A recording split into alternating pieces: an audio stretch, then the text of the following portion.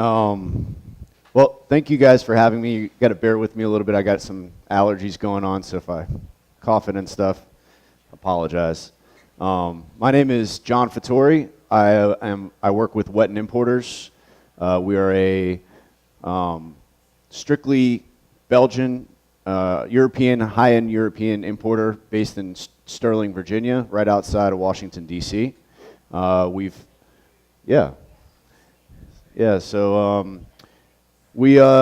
been importing fine European beers since 1992. So this is our 25th anniversary this year. We have, really the luxury of representing some of the best breweries in Belgium, and then we also represent one brewery from Austria as well. So we have 6 breweries that we represent in total. You're gonna see a selection of 3 of those 6 breweries today, and just a little bit about the importer, our company, how I got started, and where we came from. It's still family-owned business. It's a sole proprietor. It's owned by Martin Wetten. He established it. He originally started. He's of Swiss origin, so he originally started importing Swiss beers. So Hurlemann and a couple other breweries that are no longer available in the U.S. And that's how he kind of got off on the import side, and then eventually was able to convince a couple great breweries in Belgium to allow him to bring some containers of beer stateside on consignment, and he was up and running in 1992. So we also have our sister company. It's based in Virginia as well. We have a wholesaler, so that calls to originally the entire state of Virginia, but now it's just Northern Virginia and Washington, D.C. It's a craft wholesaler. It's called Hop and Wine Beverage. So same owner. It was really more out of function that the wholesaler originated, because he wanted to distribute his own beers in the local market, in his home market. And at that time, in the early 90s, we had some incredible, iconic craft breweries from the West Coast, like Mad River and Anderson Valley and North Coast, and all these breweries that were really couldn't sell beer at the time because it was too strange and nobody knew what it was. And so he was able to pick up a lot of those brands, and he became, the distributor became kind of its own thing, a majority craft house that distributed American craft plus his own import portfolio, and that's kind of where I got started. So I was just with the wholesaler for 9 years, did everything from sales to merchandising to driving a truck to area sales manager, on-premise sales director, and then finally last year moved over to the importer, and now I get to run around the country and sell Belgian beers and these fantastic European beers. So it's been quite the transition for sure, but it's great because I get to meet people like you guys and come to states that I've always wanted to come to and share the love, essentially. So that's a little bit about just a little background on our companies and how I got started. I think that me personally, it's kind of, I have a little bit kind of atypical background in terms of my passion for beer and the reason why I love beer so much. My mother's Belgian, so she's very Belgian. She has the accent and everything, and so when somebody asks you what's the first craft beer you ever had, do you remember what it was? I don't, and it's probably because I was about this tall, and my parents were giving me Creek, or Framboise back in the day when I was a little kid. And so, that, whether I knew it or not, it was in my blood at the time, and I was drinking, some of these beers. We have a Framboise tonight. So some of these beers from a very young age, they're very low alcohol, so and sweet. So that's kind of like, I had it in my blood. After college, I really wanted to pursue something along the lines of what I was passionate about. And, I got into wine, I got into craft beer, and I really kind of like cross-referenced my passion with a job and found this company, and I guess I interviewed well and got lucky. Really right time, right place. So I've been in the business now 10 years, and it's been really good to me. And now it's come like full circle. I get to represent some of the beers that I grew up with, and have and be able to talk about that, I think, is really special. So it's good stuff. So today we'll be trying a couple beers from the brewery known as the Huggo Brewery, which is a brewery in Melle, Belgium. They are very well known for this beer called Delirium Tremens. It's really kind of an iconic brand, especially in the United States. The U.S. is the #1 export market for Delirium in the world. And they are in 65 countries. So they export to 65 countries. The brewery has, just like most Belgian breweries, has a really has a lot of history behind it. It was 1650s. The brewery was founded. They were, they went through all the typical phases of Belgian breweries that you can imagine through those times, where they were brewing lagers originally, and then they got into export lagers, and then they got into, and then the war happened, right? And ever since then, I mean, the current owners, they were able to purchase the brewery in 1902 was the first owner. So current owner of the brewery is 5th generation, and at that point in the 1980s really, they started making fine specialty ales, right?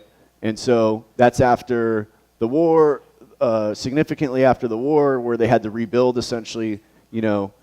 They, like most breweries in Europe at the time, all the copper vessels were taken out and used for munitions, and so they rebuilt, and then they decided, instead of doing export lagers and being like everybody else, they're going to make some specialty ales, and so you got 5 generations deep now. The beer you're trying now is Delirium Tremens. So this beer was, I get 2. Thanks. Special. So yeah, this is Delirium Tremens. It's got, obviously everybody knows it for the pink elephant, right? It's got really, really cool kind of branding behind it. It's got these really cool looking funky bottles. There's some pretty interesting stories behind this. So this ceramic looking bottle was like the style of glass in Cologne, Germany at the time. And so their bottle manufacturer happened to have a run of these, and they were actually looking to export them to Italy at the time. And unfortunately, that deal fell through, so they had all these bottles sitting around, and they were making these great blonde ales. And finally, there's like, oh, you know what, we'll come up with our own brand. And there's a young college student working at the brewery at the time who was an intern, and they said, why don't you give a shot at some branding? We're interested in calling it Delirium Tremens. Come up with something crazy, right? So, Delirium Tremens, the DTs, kind of everybody knows what that is, right? You don't want to know what it is, but it's so they had this young guy in the brewery who developed essentially this label. There's stories from patients that were suffering from the DTs back in the day, or they see pink elephants, they start hallucinating and stuff, and you got like Hitchcock's birds on there and stuff, and so this label was designed by this young guy, and it was really well accepted and received by every country that saw it, and they went with it, and so that's kind of the story behind the branding and the marketing. And it's been really kind of this anomaly in the Belgian beer category for a long time. It's, everybody knows it's got this iconic, these iconic glasses, and it's just, very well known and very identifiable. But beyond that, a tremendous beer in the bottle. So this is by style, Belgian blonde ale or a golden ale. It's 8.5% ABV. They use at the brewery three different types of yeast to develop the flavor profile. They use a little bit of candy sugar. They use a little bit of specialty malts in there to give it kind of a nice honey wildflower flavor profile. But really a big function of the flavor profile comes from the yeast strains that they use. And so, in Belgium, in the U.S. nowadays, if you're talking about American brewing and, really how you identify where we are with American brewing today, it's a lot of hop forward beers. I would say that's the bulk of it. There's a lot of great stuff going on, but, in terms of the majority, in Belgium, you find beers that are yeast forward, if you will. And so it really, you can get a lot of great spicy characteristics just from the yeast, or even fruity characteristics just from the yeast, as you guys know. And each house in Belgium, each brewery in Belgium develops their own house yeast strain, and it develops over time, and it gets more complex, and it really becomes the signature of the brewery. And so in this case, if you're drinking a pale ale or a triple from 3 different Belgian breweries, you can close your eyes and normally identify just by the taste of the yeast where it's coming from. So they take a lot of pride in it. They're very secretive about it, and they keep it locked down. But it really makes for a special beer. The other thing that I strongly believe in terms of Belgian beer and how it really separates itself from a lot of other ales is the way they condition in the bottle, right? And so, as you guys know, what they'll do is they'll either take some beer that still has a little bit of yeast, add a little bit of sugar to it from the fermentation tank, and cap it before it's been fully fermented out. So there's still a little bit of live yeast, there's still a little bit of sugar going in there, and then they set it up in a warm room, really get the culture going, and it continues to ferment in the bottle so that it develops more effervescence and even a little bit more esters as well. And so you get these really effervescent, beautiful beers, big foam, a lot of big rocky head, lacing head as well, and that's all a function of bottle conditioning, which is typically Belgian, So that's, to me, a lot of the beauty comes from that process. So what do you guys think? Is this their first time trying Delirium Tremens? Oh, nice. Cool. Yeah. No, don't get out of here. Oh. Yes, sir. So, I guess it depends on who you ask. If you ask me, I would say yes. But no, I mean it's got a lot of accolades, that's for sure. It's received a lot of accolades over its lifespan, and it's at one point it was nominated for the best beer in the world, actually, in Chicago, and so yeah, a lot of people will say, it's up there for sure. I think it's all about what you prefer, what you like, and subjectivity is really important in that. I do a lot of fests now, on being on the supplier side, and I get a lot of people like, "Oh, this is my favorite beer." A lot of people. And I'm like, all right. Well, that's really awesome to hear. So, is it the 10 best beers?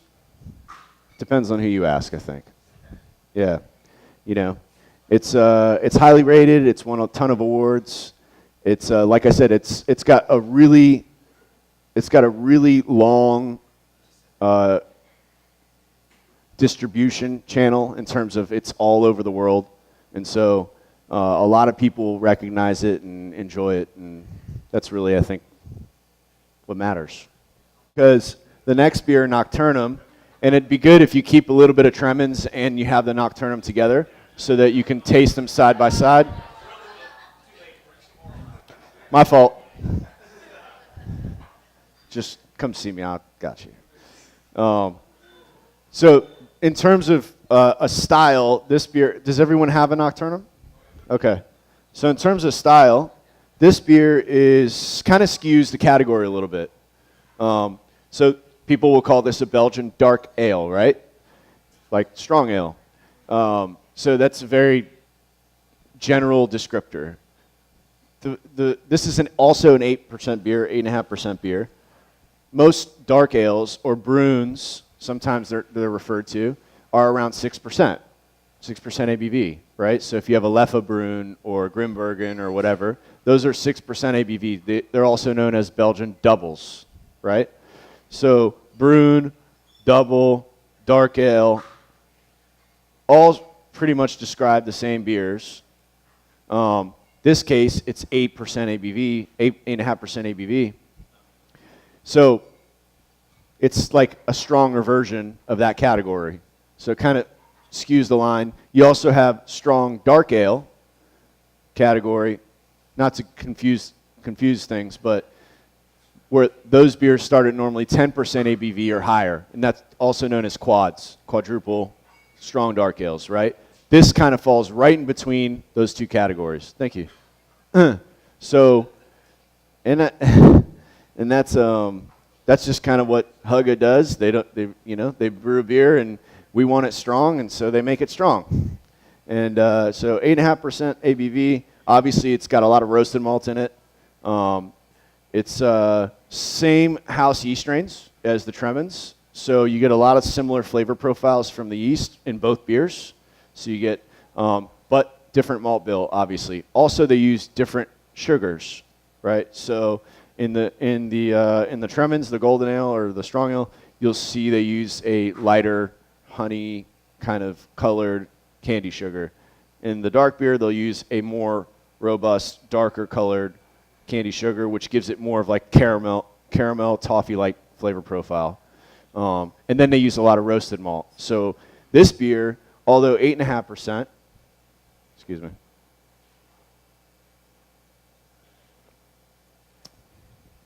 finishes on the dry side. And a lot of that comes from the roasted malt and having a nice kind of finish, a little bit woody, kind of smoky finish to it, and chocolatey, dark chocolate. But it's 8.5% ABV, so it's still not, it's still something to be reckoned, What do you guys think? This one better?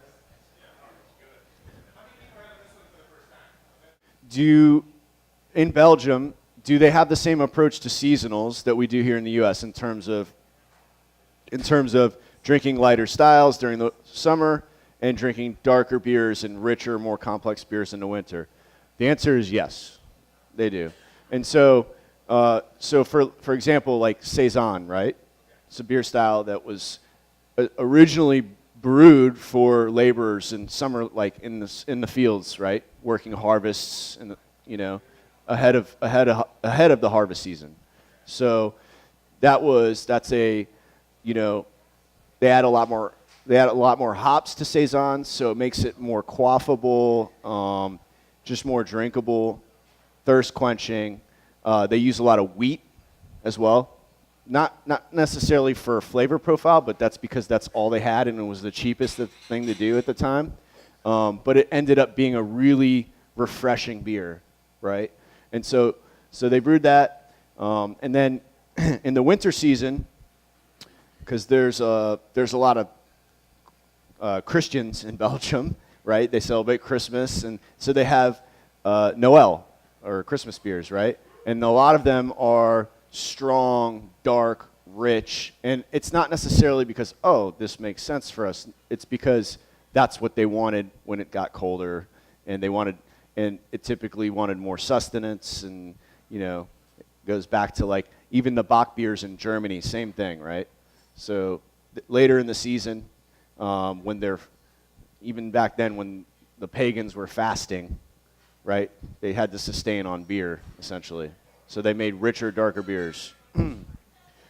So yeah, it is seasonal. I would say we take the seasonal thing to the next level here and especially in the U.S. because it's just the nature of that's just who we are, right? We're always, you go into the grocery store and you always see the next season on the shelves. You know what I mean? Always. So that's just who we are, and that's how things work around here, and it's the demand, And plus, I personally think it's great because you get more stuff. You get a lot more variation, a lot more flavor profiles. You get a lot more, things to enjoy, personally. Or do they not have the same taste for seasonal items? I don't think that's true at all. I think it's just there's so much stuff out there, you can't drink it all. You know what I mean? And so, I don't think I don't think the demand has changed per se. I just think that with kind of the proliferation of beers and different styles and seasonals and pumpkin this and spice that and fruited this and summer that, right? There's so much that you can't keep up with. You just can't keep up with it as a consumer, which is kind of weird to say, but you can't keep up with it. And so if you can't keep up with it as a consumer, it's just going to sit on the shelf, right? And so, and if that's the case, then we have to kind of like reel back. So I think there's a process right now happening where people are kind of like, all right, let's just calm down with all this stuff, and we'll see what happens from there. But yeah, I was waiting for her. No. So is everybody familiar with this beer? This is from the famous Schloss Eggenberg. Schloss in German is castle, right? So Castle Eggenberg, one of the oldest breweries in all of Europe, since the 10th century. Okay, so it's originally started commercially producing beer in the mid 17th century, so similar to Hugge, 1600s. They were brewing a lot of Pilsner. Family owned from day one, right? Since the 1600s, this is you got 9 generations deep now. Still family owned. So Karl Storr, the senior, is just starting to retire.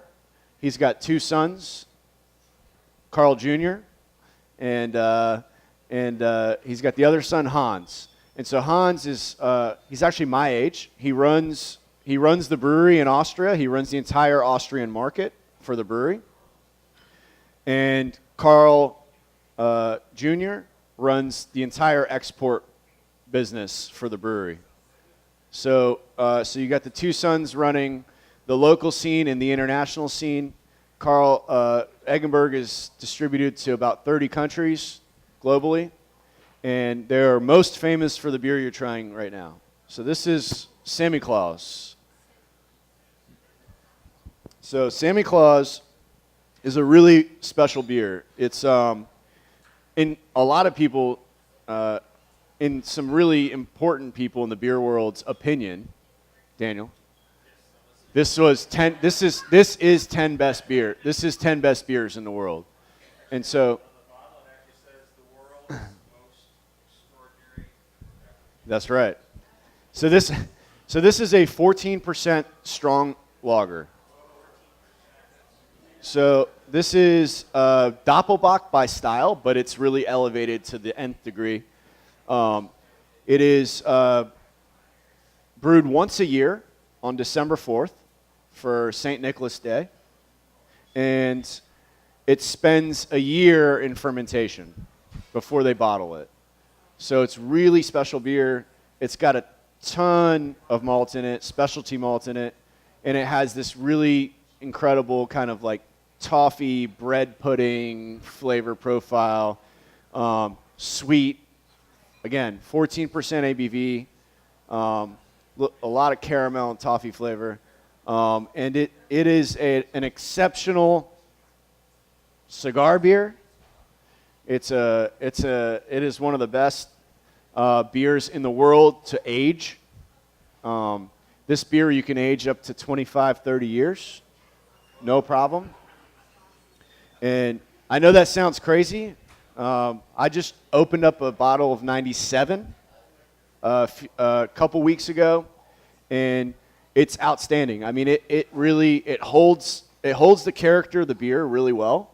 But what happens over time as it oxidizes, right? Because the bottles leak oxygen slowly.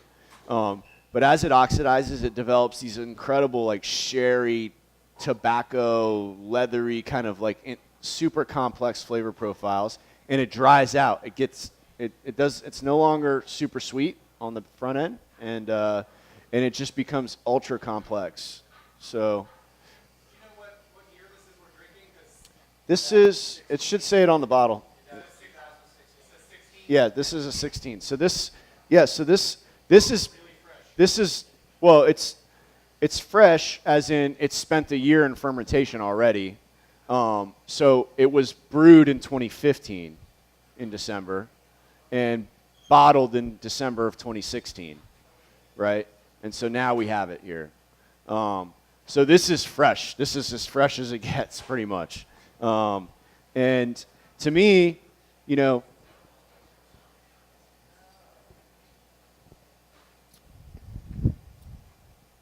it's, you know, it's just a really, really impressive beer. I like drinking it fresh. I think, you know, it peaks out about 4 to 6 years in terms of aging it. 4 to 6 years, it's like perfect.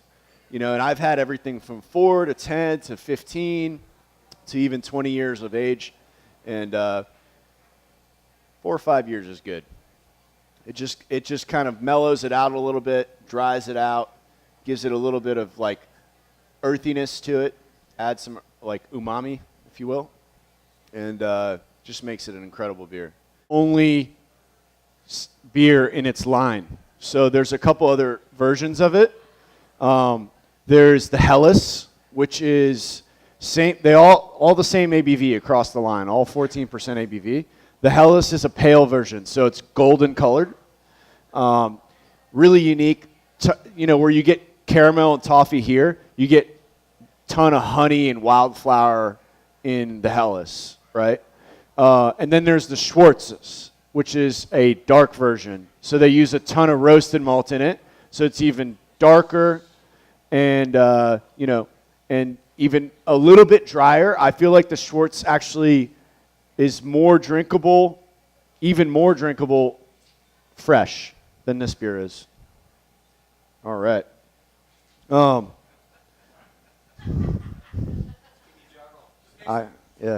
Yeah. Tell me I won't. So any questions about Samiclaus? Yeah. Carl, through, you know, some relationships that we have actually on the importer side in Martin Wetten, and he knows the people at Hurleman. Martin suggested that they purchase the rights to the label and brew the beer at Eggenberg. And so it's really kind of like, bless you. It's really kind of like a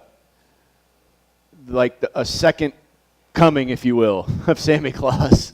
It's been through a couple breweries now, and you know they really do it justice. There's still some old Hurleman bottles out there, and actually the first batch, it's pretty interesting. The first batch that they brewed in '99 at Eggenberg was they actually brought in beer that was in the fermenter in the Swiss brewery, and then they brewed a batch at Eggenberg, and they combined them.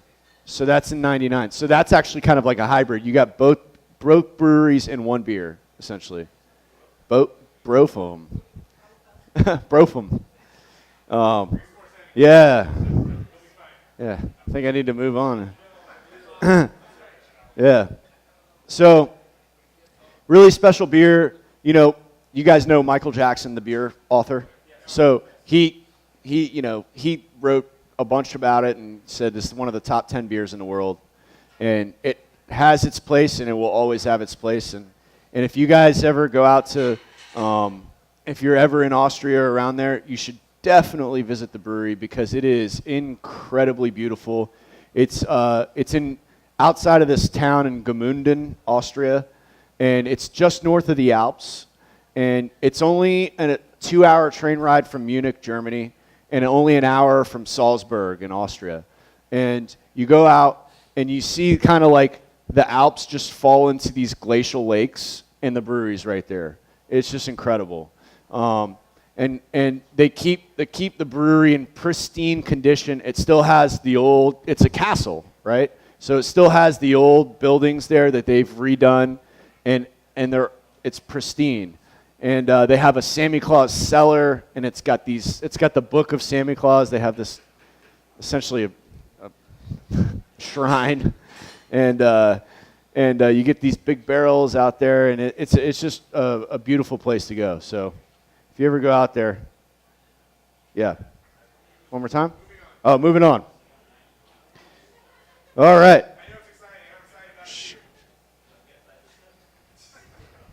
All right. I'm breathing. All right, so this beer is really interesting. This was from Beersel in Belgium. We're going back to Belgium now. This is also an interesting story. So Beersel is another brewery that's got a long history to it. 1800s, 1880s. Same family up until 2002. And unfortunately, the brewery was going to go, and they're traditional lambic brewery, so all spontaneously fermented beers up until recently. So,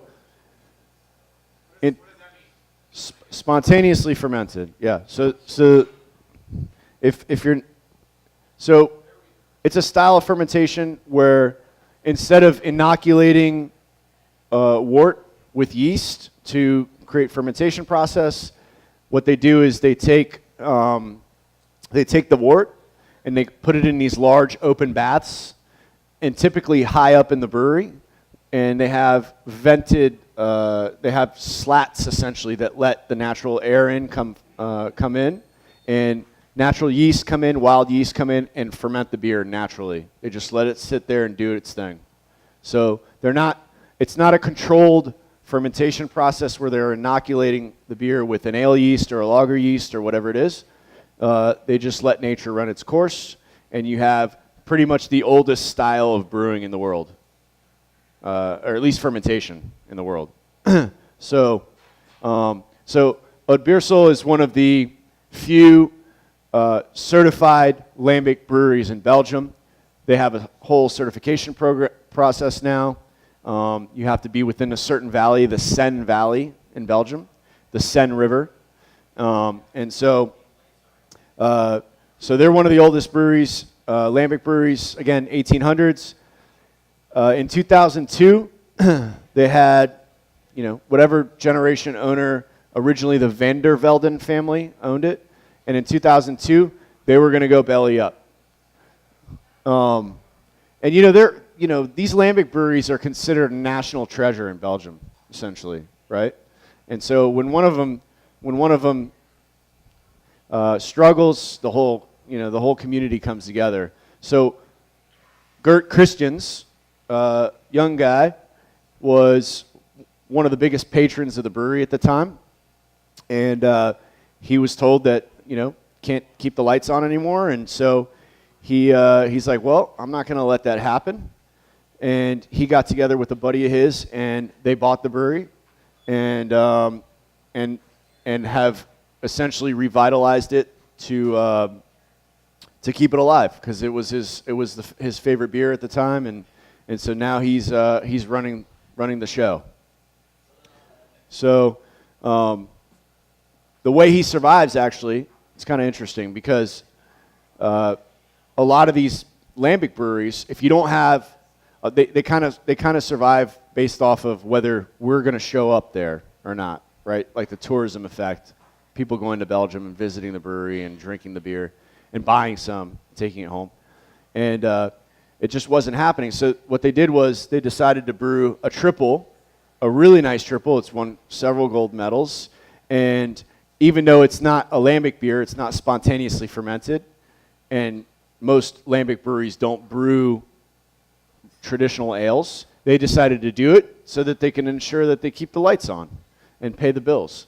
And it happens to be one of the best triples in Belgium now, Beersel's triple. Just won a gold medal. Yep. Yeah. Good question. Did everyone hear the question? So he asked, what does a double or triple or a quad refer to? So these are styles of beer. Typically what it refers to, well, what it does refer to, is the amount of malt that they put into the beer, or the strength of the beer, right? So how strong typically a beer is, right? Right. Strong is an alcohol content, right? Typically. Like that is the predominant difference between each style, right? So, so a single or a blonde ale, Delirium Tremens, you can refer it to it as a single too, even though this is a high ABV version, right? 8.5%. Blonde ale's typically 6 to 8.5. Again, there's a lot of variance. It's inconsistency in styles in Belgium. So a single, lower ABV, you put less malts into it, right? Less sugar, less final gravity. So, and then double, a little bit more, higher ABV. Triple, higher ABV. You get into the 9s, 10% ABV. Quads, 10% and higher. So, also within that style, within the difference in those styles, comes color as well. And it just so happens that Belgians pride themselves on balancing their beers out. And so it so happens when you put a whole lot of malts into a beer or sugar, you should balance it out. And typically, roasted malt, darker malts will help balance, create a drier finish to it. So by nature of having a higher ABV beer and a brewer that is actually concerned with the quality and the balance of the beer, they became darker beers. So it really refers to the strength of the beer, though. Really interesting style. A lot of Framboise that you see around it's very sweet, very, they're fruited beers. So this one, in this case, it's raspberries, right? So they add a natural raspberry puree or juice. A lot of them, they'll add sugar to the beers because they're typically very low alcohol. And what it was back in the day when they were originally brewing lambic beers, which are wild fermented beers, a lot of random yeast strains, a lot of random bacteria, give it a lot of acidity, and the evolution of people that enjoyed those beers tapered off, and so they were interested in, well, how can we make these more approachable, right? So they added sugar, they added fruit, and all of a sudden everybody liked it again, right? So that's where you get Framboise. In this specific case, it's very natural. They don't add any sugar to it. It's exclusively 2-year-old straight lambic blended with raspberry natural raspberry juice or puree. And these guys are really kind of like Gert Christian's, the new owner, relatively new owner as of 2002, has really he's put a lot of effort and time into developing his brand in the United States. He comes here a lot. He actually, I don't always like to advertise this, but he actually works very closely on a collaboration beer with the U.S. brewery. So if you've ever heard of New Belgium Brewing Company, Transatlantic Creek, that's his collaboration. So with this brewery. So he's they're gaining a lot of momentum, and the brewery's kind of like back up on its feet, which is fantastic.